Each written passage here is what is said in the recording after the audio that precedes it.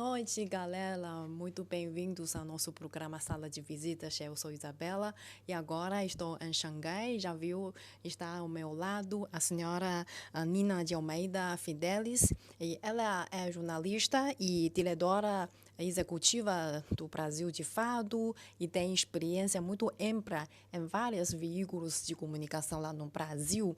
E agora está em Xangai para participar de um fórum, de um seminário do Sul Global, focando na comunicação, como solidariedade. A gente vai conversar bastante sobre esse papel de mídia nesse contexto, novo contexto mundial. Muito boa noite, bem-vinda. Boa noite, Isa. Obrigada a todo mundo aí. E vamos lá, vamos conversar. Vamos começar. Vamos conversar. E Brasil, de fato, agora, de fato, é uma mídia independente, muito importante lá no Brasil. E a senhora pode nos falar o que faz diferença? Faz diferença o Brasil, de fato, com outras mídias mainstreams? Qual é a pauta que o Brasil, de fato, atenta mais? Vou ficar à vontade para contar aqui a história do Brasil de Fato, né? O Brasil de Fato ele completa agora 20 anos, né? Então, assim, tem um largo caminho de acúmulo de experiências. Ele nasce a partir de uma necessidade de que os movimentos, as organizações populares pudessem reverberar suas lutas. Então, ele nasce a partir dessa demanda e ele nasce agregando muitas organizações. Então, ele foi uma aposta de várias organizações e movimentos populares de esquerda no Brasil. Ao longo desses anos, obviamente, a comunicação mudou e o Brasil, de fato, mudou junto. Então, as tecnologias e mesmo as conjunturas políticas, acho que no Brasil e no mundo, levaram com que o Brasil, de fato, fizesse outro tipo de reflexão e evoluísse ao longo desses 20 anos. Né? Hoje, a gente se entende como um veículo multiplataforma. Eu diria que esse é o contexto. E o que a gente teria de diferente, acho que é justamente termos a perspectiva da classe trabalhadora como central na nossa linha editorial.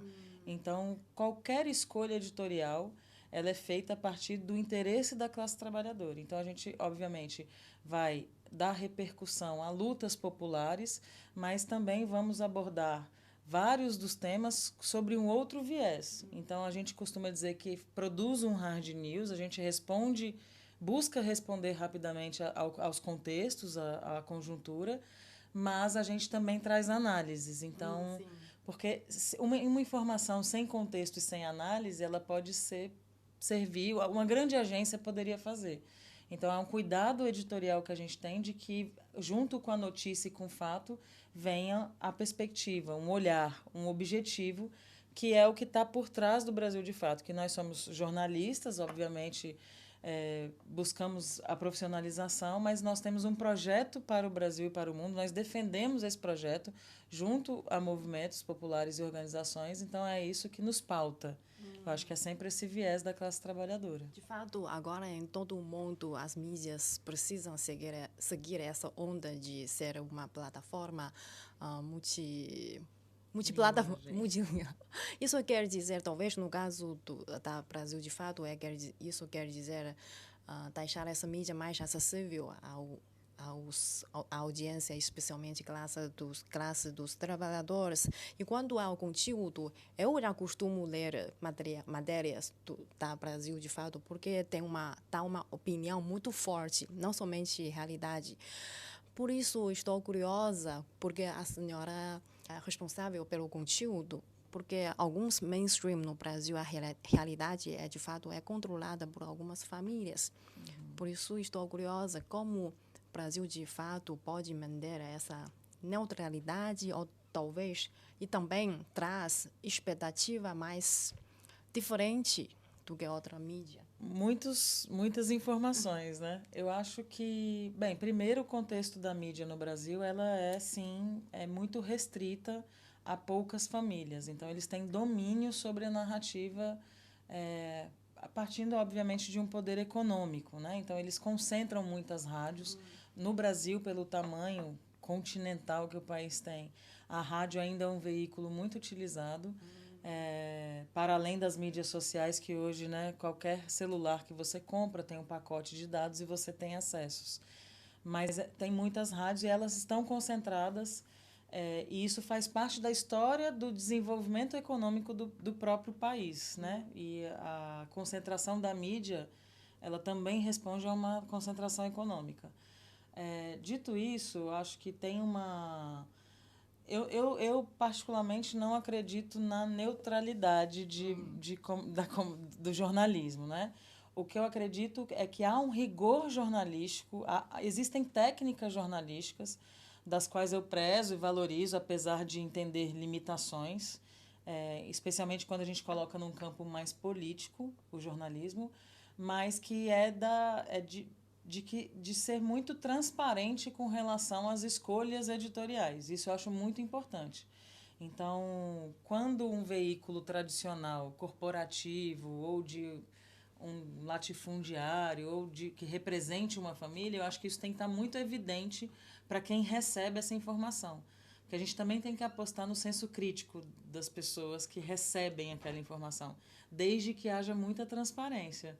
Então, eu não vejo problema nenhum em que a gente se coloque como um veículo político ou que haja um jornalismo político de esquerda, com este viés. Por isso que o nosso slogan é Brasil de Fato, uma visão popular do Brasil e do mundo. Então, já é um posicionamento, mas a gente não abre mão do rigor jornalístico, para que a gente tenha credibilidade, para que as pessoas que cheguem a nós saibam com quem estão, de onde vem esse tipo de informação e acesso. Então, eu acho que é um esforço que a gente faz de aliar um rigor e credibilidade, um profissionalismo, com um alinhamento político-editorial que representa um projeto para o país, né? A nossa comunicação tem um fim. Sim, Ela sim, tem sim. um objetivo fim. Sim, porque aqui na China pensamos que o mais importante para um veículo de comunicação é que quem você representa. Uma mídia, você precisa representar a voz do povão, a maioria das pessoas. Por isso, como uma mídia independente, o Brasil, de fato, tem essa vantagem de representar mais o povo brasileiro em vez de outras. Isso acho que é um ponto importante para ser mídia independente, manter essa independência. Interessante.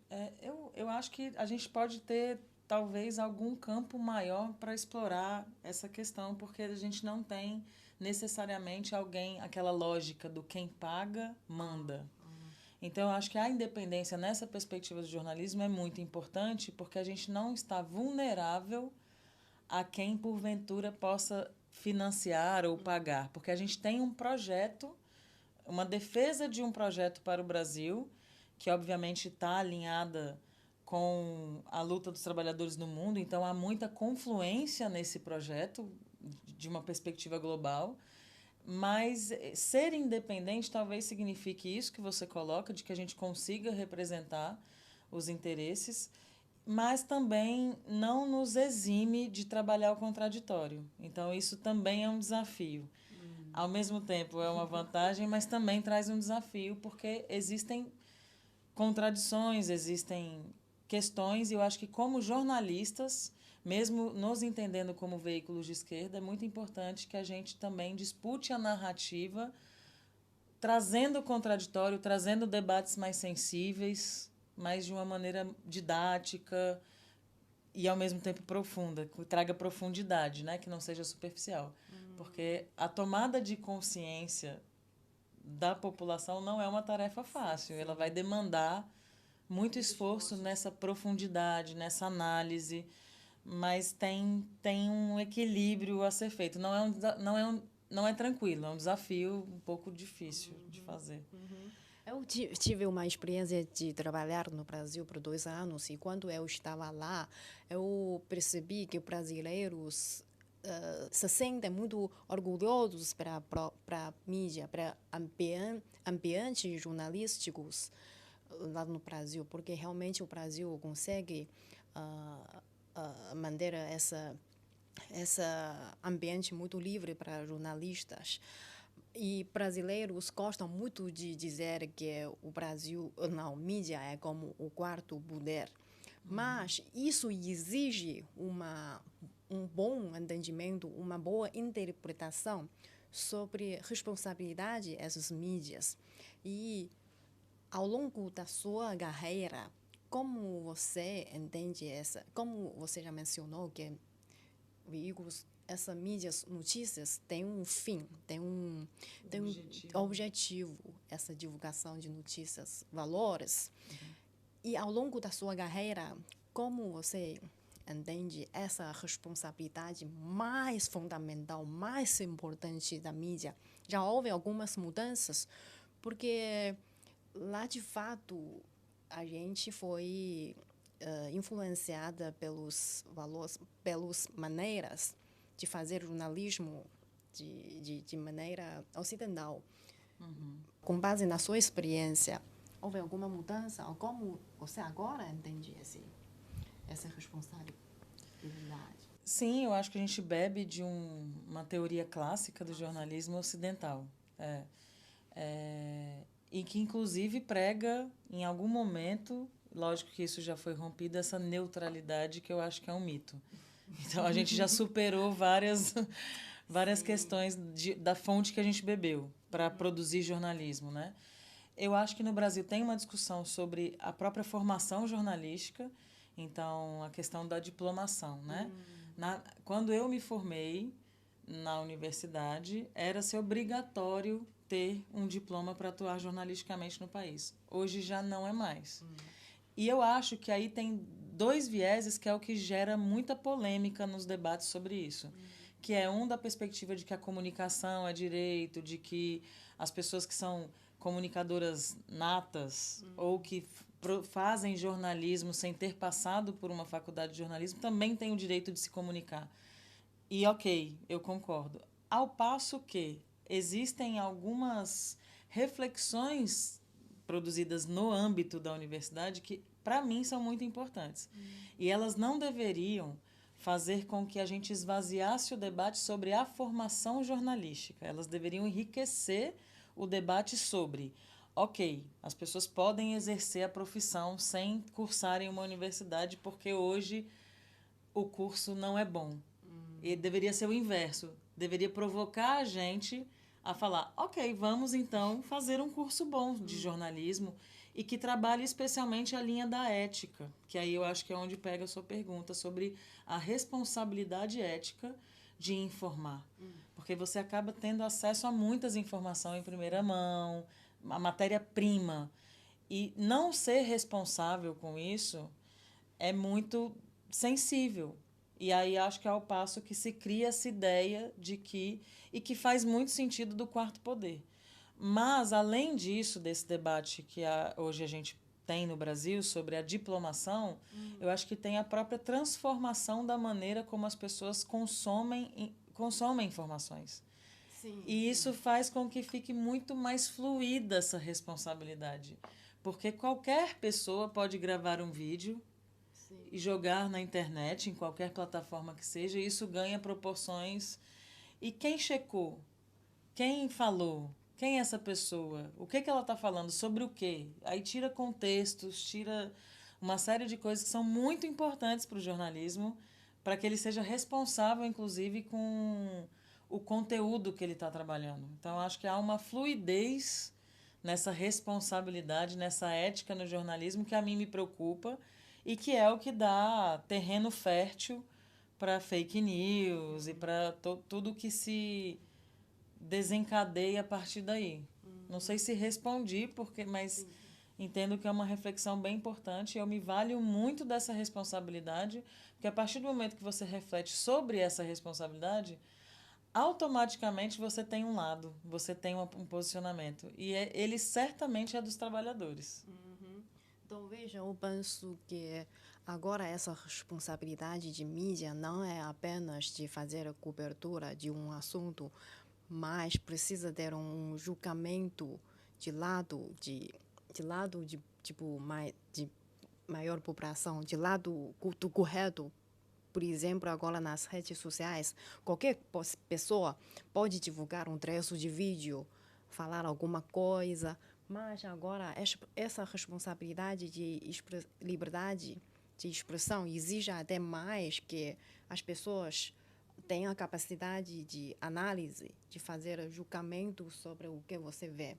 Mas o mundo agora está cada dia tipo mais com valores diversificados, porque pessoas de diferentes culturas, diferentes histórias, eles têm próprios valores.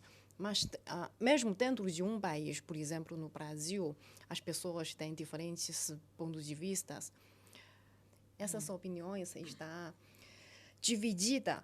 Isso faz nós pensar agora qual é o papel das mídias. Volta à questão sobre essa responsabilidade. Como o tema desse seminário é communication, sim, é comunicação como solidariedade. Por isso faz nós pensar, talvez o papel das mídias é aumentar entendimento mútuo, em vez de dividir opiniões, tanto dentro de um país quanto internacionalmente. Vou aproveitar essa pergunta que tem um pouco a ver com a última, porque você disse, até mencionou que no Brasil, como você morou lá, a gente tem os jornalistas têm muita liberdade, digamos, né? Eu acho que ela e aí hoje foi um dia muito rico de muitas trocas de informação, e eu comecei a perceber que eu falo de um lugar que, diferente de vários outros países que estão em processos revolucionários ou de ataque mais forte dos Estados Unidos, não tem esse conforto, digamos assim. Porque o Brasil, de fato, ele opera nas redes, a gente nunca foi banido, a gente nunca foi...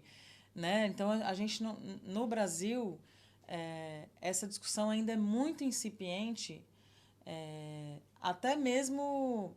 porque e tem uma sensibilidade aí, porque se a gente estivesse sob ataque e tivesse sido banido pelas plataformas, por exemplo, hoje, na verdade, a nossa discussão é sobre fake news nas plataformas.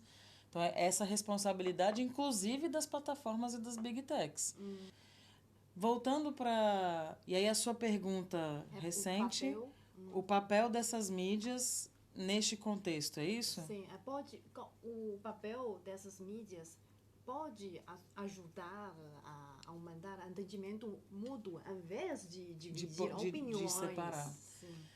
Eu acho que tem um papel, mas a mídia corporativa, a mídia comercial, tem tomado, ao longo dos anos, muitos posicionamentos.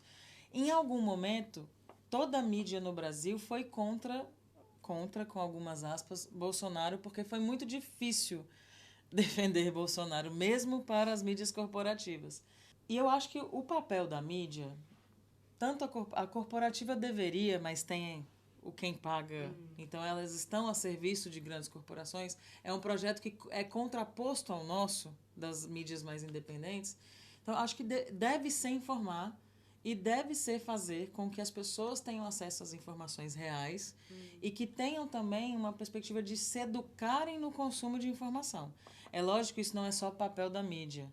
Eu estenderia essa tarefa também para a educação no país. É uma educação frente a como você consome informação. Mesmo para crianças, eu acho que deveriam ter, porque como que as pessoas estão se informando hoje? Recebendo vídeos por plataformas e redes sociais.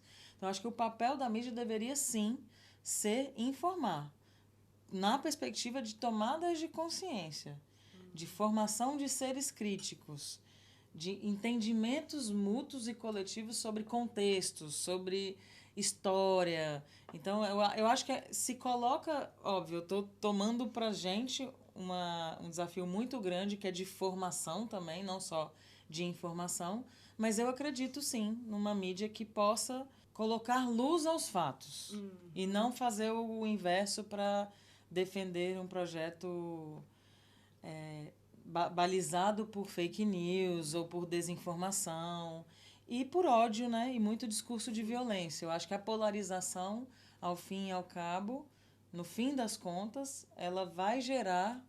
Ela só é causada a perspectiva de um discurso de violência. Mas, vou utilizar a frase que que as pessoas diziam na época das eleições. Ah, nem Bolsonaro, nem Lula. A gente não deve polarizar o debate. Sim. Mas contra o fascismo, contra o racismo, Sim. contra o machismo, nós vamos estar muito polarizados. Nós vamos estar contra. Então, esse tipo de polarização, nessa perspectiva que não seja a política, é uma defesa contra algo que nos é intolerável. Sim, por isso, para mim, como uma chinesa, até eu fiquei muito impressionada com o discurso de tomar posse do presidente Lula lá em Brasília, porque não é uma escolha dos brasileiros entre Lula próprio e Bolsonaro, mas contra fascismo, para fazer de novo o Brasil reunido e aquela. Por isso, você acha que a opinião pública lá no Brasil está, tipo, controlada, influenciada por algumas narrativas de algumas mídias? Ah, com certeza estamos vulneráveis. Eu acho que... E isso tem um pano de fundo muito mais profundo e eu não quero parecer irresponsável de trazer, de alguma maneira... Mas faz parte de um contexto histórico, né? Então, quando uma população que sabe a sua história, que entende os seus contextos, que tem uma perspectiva de entender vários momentos dessa cronologia, desde descobrimento, com muitas aspas, né? De quando há uma população indígena. Então, assim, tem uma história contada para a população brasileira que se torna um senso comum, que é balizada em interesses outros. Então, se negou a história aos indígenas no Brasil. Se negou a história dos povos escravizados que foram levados ao Brasil. Então, foram muitas negações e uma história com ausência de rupturas mais profundas com relação à classe dominante. Então, esse contexto é importante para entender o porquê que eu diria que talvez a população brasileira, em sua maioria, e eu não coloco isso na perspectiva da ignorância, mas o porquê que nós estamos todos vulneráveis a sermos manipulados. Sim, sim. E no mundo, por exemplo, também existe uma narrativa ocidental ou imperialista que mais a favor a capitalistas. Por exemplo, obviamente a China está numa posição tipo desfavorável nessa disputa de opiniões, de mídia. E o Brasil também numa posição desfavorável diante essa poder tão forte dessas mídias ocidentais. A senhora acha que realmente nosso mundo, essas opiniões, está controlado pelos capitalistas ocidentais? E como nós podemos, tipo, quebrar essa bloqueio, essa ideologia ocidental? Certamente nós estamos todos sob não controle, não colocaria dessa forma, mas sob forte influência de uma narrativa hegemônica ocidental, que é, obviamente, representada em sua máxima pelo imperialismo estadunidense. Então, todos os interesses serão colocados para todas as populações do mundo de maneiras sutis, algumas, e outras muito mais diretas. Isso depende do nível de enfrentamento que você produz contra essa narrativa.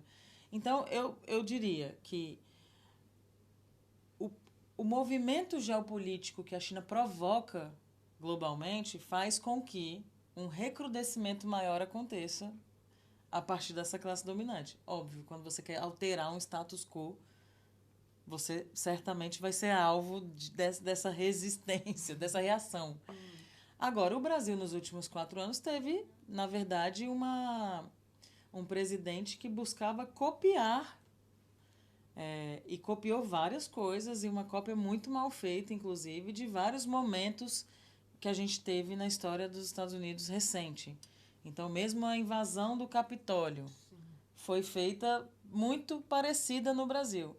Então, por isso, obviamente, a gente não tem uma narrativa que produza tão forte quanto se produz contra a China, contra a Rússia, então, assim, contra o Brasil. Agora, obviamente, isso depende de um grau e de um contexto político do próprio país que vai calibrar esses ataques, mas estamos certamente sob muita influência, seja pela indústria cultural, pelas agências de notícias, todas essas narrativas vão negar a história dos povos, né? Elas vão contar uma história a partir de outra perspectiva que não a perspectiva que o Brasil de fato, por exemplo, que defende. Então, acho que esses contextos, obviamente, vão ser diferentes. Eu acho que agora, óbvio, todas as recentes movimentações do Lula, obviamente, vão ter reações contra uma narrativa, certamente. Sim. E isso também pensando em Latinoamérica, né? O Brasil exerce um papel muito importante nesse contexto.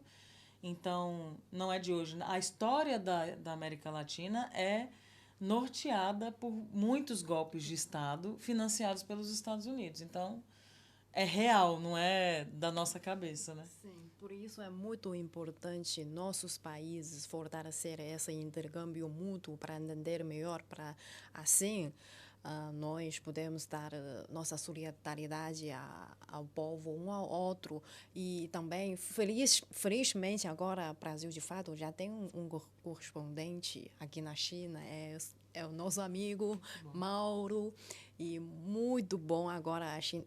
Aí, lá no Brasil, a gente pode ter uma outra perspectiva sobre a China. E também, qual é a perspectiva da senhora em relação à China? Como você é a diretora executiva? Eu tô muito feliz que a gente agora tenha um repórter atuando aqui e que também produz para a TVT, que é um canal de TV dos trabalhadores no Brasil. Então, é uma parceria que a gente tem. E eu fico muito feliz porque, para que a gente conte a nossa história no Brasil, a gente vai precisar contar a história da luta do mundo. A gente vai precisar extrapolar os nossos territórios para que a gente tenha a totalidade desse contexto. Só assim a gente vai conseguir avançar. Então, eu acho que é muito importante e não...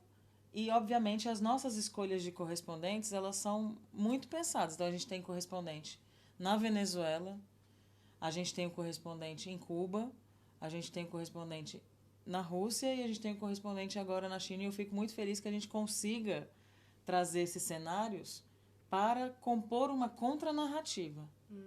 Porque esse é nosso objetivo, não só no Brasil, mas numa perspectiva global. Que bom.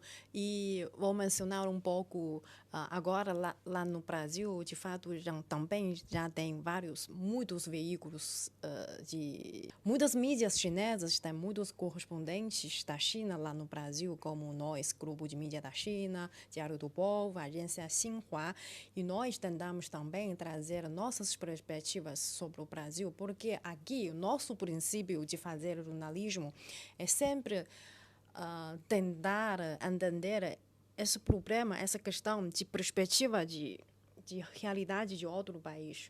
Essa é talvez essa é a diferença de jornalismo da China e do Brasil que faz notícias internacionais. Eu estou referindo àqueles jornalistas formados por ideologia ocidental. Mas esperamos que realmente, com essa troca de informações, esses intercâmbios, podemos entender melhor. E com o Brasil, de fato, com nossa mídia, podemos fortalecer mais essa colaboração. Muito obrigada pela conversa com a senhora Nina de Almeida Fidelis. E espero que volte mais à China. Eu também. Eu gosto muito, assim, estou gostando muito de estar aqui. Foi um dia riquíssimo, eu estou com muitas reflexões. Eu acho que, na verdade, quando você encontra seus pares, seus camaradas, seus companheiros, isso fortalece muito o trabalho que a gente faz desde outro lugar, desde outro território.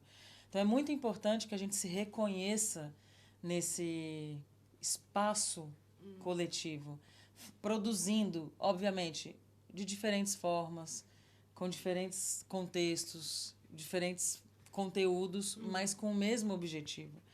E eu fico muito feliz de poder dizer que o Brasil, de fato, faz um grande esforço, por exemplo, a traduzir notícias em inglês.